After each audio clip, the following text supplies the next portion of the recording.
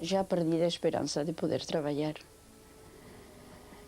E pensando que era uma tarde perfeitamente inútil, completamente perdida, que bateu à porta o que posteriormente foi meu marido. Bateu à porta do estúdio. Depois das apresentações, o Guilherme Felipe lembrou-se de perguntar-lhe se queria servir de modelo. E o Ferreira de Castro prontificou-se, cheio de boa vontade, a servir de mártir. Começou então o retrato, ou comecei então o retrato. E ao mesmo tempo, ao princípio, também uma atração mútua que acabou em casamento. Essa atração foi devida, com certeza, às características do caráter dele. Quais eram essas características fundamentais do caráter dele? Não sei, era um homem fora da série. Possivelmente até por contraste com a minha maneira de ser. Eu era uma pessoa alegre, ele era um melancólico. Nos completávamos. Possivelmente seria isso. Há coisas tão sutis, tão indefinidas, que a pessoa não sabe porquê, não é? Sempre é ávido de saber, de ampliar os seus conhecimentos. Mesmo nas horas de lazer, acompanhava invariavelmente um livro na mão. Foi um escritor, por vocação, bem marcada desde a infância. E tão marcada era esta sua vocação, que eu não consigo imaginá-lo sino a viver acima de tudo para a literatura.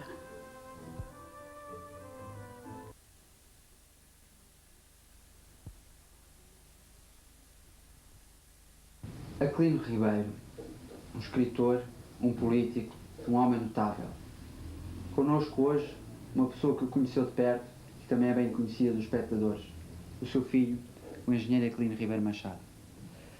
Sr. Engenheiro, como é que o senhor via, quando novo, o seu pai, a personalidade do seu pai? Bom, vejo a personalidade do meu pai hoje, é sempre o outrora agora. O meu pai foi um homem que marcou o convívio familiar com uma fortíssima personalidade. Era bastante voluntarioso, era um homem de personalidade marcada, era um protetor da família à maneira antiga, sem, no entanto, alguma vez ser constrangente.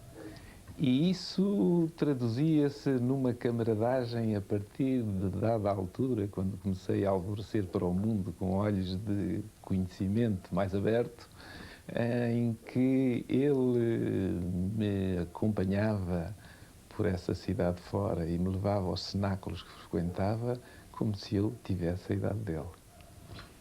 E do ponto de vista da literatura, quando é que começou a contactar com os escritos do seu pai? Qual a sua opinião sobre eles? Bom, eu comecei a contactar com os escritos do meu pai muito cedo, porque o meu pai, quando eu era bastante miúdo, à semelhança do que fez para o meu irmão e à semelhança do que também depois fez para a neta mais velha, fez um livro.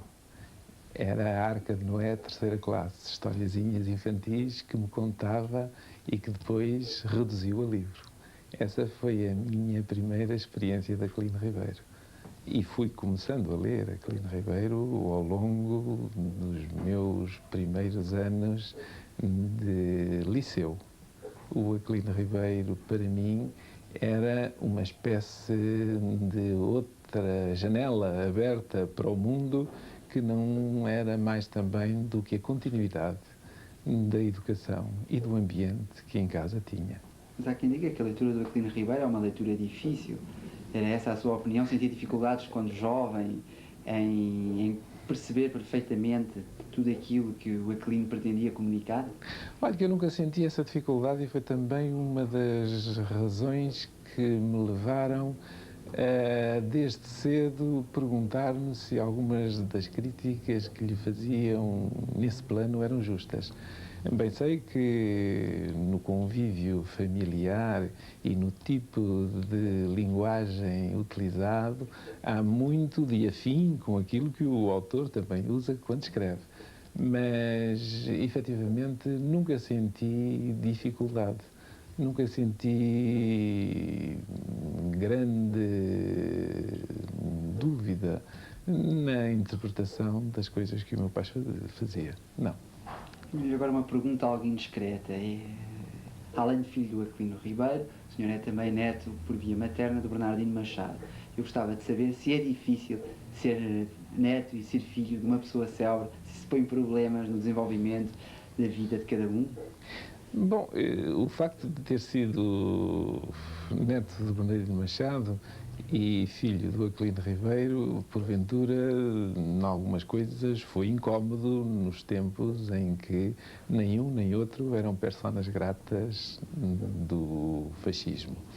Mas do Bernardino Machado tenho uma recordação mais tênue, mais diluída.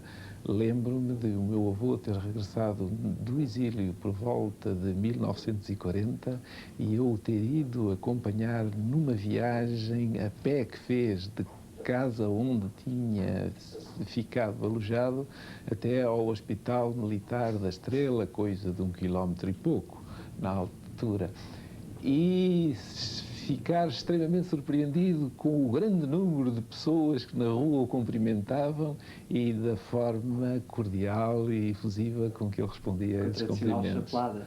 Com a tradicional chaplada. O meu avô dizia à minha avó acerca das pessoas que o cumprimentavam e que nem ele nem ela sabiam quem era, que na dúvida cumprimenta-se sempre. Voltando ao Aquilino Ribeiro. Aquilino Ribeiro foi um político, e foi um político, por assim dizer, terá dado o corpo ao manifesto. Não se ficou simplesmente pela oposição intelectual, mas também pela oposição física. Há com certeza histórias interessantes, quer dos tempos da juventude, quer depois dos tempos do exílio, nos poderia contar acerca do seu pai. Bom, o meu pai era uma força da natureza, era um homem submisso, era um homem que não aceitava nenhuma espécie de tutela nem de sujeição. Um animal bravio e, como tal, sempre se insurgiu contra a tirania, contra a ditadura, contra todas as formas de injustiça, o que o levou por 2 vezes à cadeia e que também o levou a participar em muitos movimentos revolucionários contra a ditadura. A primeira vez que esteve preso foi ainda nos tempos da monarquia. Daqui fugiu da esquadra do Caminho Novo para Paris, onde fez o seu banho lustral da grande cidade e onde abriu os olhos para outros horizontes de cultura. Depois, já no tempo da ditadura, fugiu de Viseu, da prisão do Fontelo, de uma forma bastante rocambolesca, que ele conta num artigo que publicou, se não estou em erro, na Eva, a pedido de um querido amigo meu, Carlos de Oliveira, e dessa fuga resultou andar a monte pelas serras de carabina às costas durante muito tempo como um acusado e um guerrilheiro, e mais uma vez voltou para a França, de onde regressou a Portugal, e isso passou-se mais ou menos por volta de 1930. Já eu vinha com ele, porque nasci em França, também sou filhote do exílio. Durante o tempo da ditadura, ele participou em todos os movimentos e esteve sempre a acompanhar todas as tentativas de ressurgimento da democracia neste país. A última grande intervenção que teve, para além de ter sido um elemento ativo na campanha do general Humberto Delgado, foi a constituição da Sociedade Portuguesa de Escritores, que ele disse que estava a fazê-la, não para ele, porque já não precisava, mas para os rapazes que esses bem careciam de um auxílio e de uma solidariedade coletiva que os protegesse, tão desprotegidos estavam na época.